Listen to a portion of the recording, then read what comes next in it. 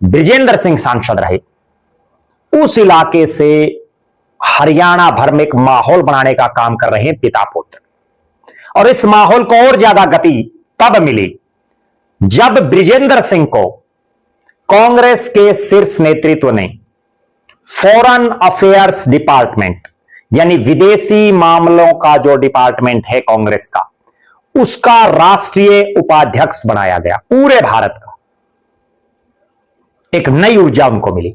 हालांकि चर्चा राजनीतिक गलियारों में यह भी थी कि ब्रिजेंद्र सिंह को प्रदेश में बहुत बड़ी जिम्मेदारी कांग्रेस देगी, लेकिन प्रदेश की जिम्मेदारी मिलेगी, कितना समय लगेगा, उससे पहले ब्रिजेंद्र सिंह की राष्ट्रीय राजनीति में एंट्री हो गई है विदेश मामलों के विभाग में राष्ट्रीय उपाध्यक्ष के तौर पर।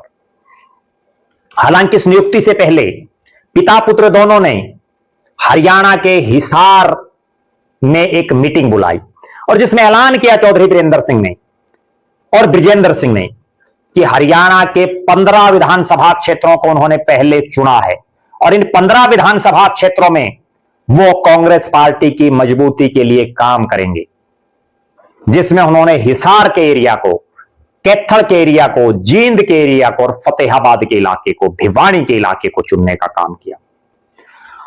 और उस मीटिंग के बाद इस तरह की अटकलें शुरू हो गई थी कि चौधरी वीरेंद्र सिंह और ब्रिजेंद्र सिंह को कांग्रेस के शीर्ष नेतृत्व से कोई हिंट मिला है। तभी पिछले लोकसभा चुनाव के बाद से आप ये मानिए कि पिता पुत्र उचाना तक ही ज्यादा सीमित थे। लगभग 1.5 साल पिता पुत्र उचाना में ही ज्यादा सक्रिय रहे। लोकसभा की टिकट कटी ब्रिजेंद्र सिंह की, विधानसभा में उचाना से चुनाव लड़ा, मात्र 32 वोटों से चुनाव हार गए। हालांकि अब मामला कोर्ट में चला गया है।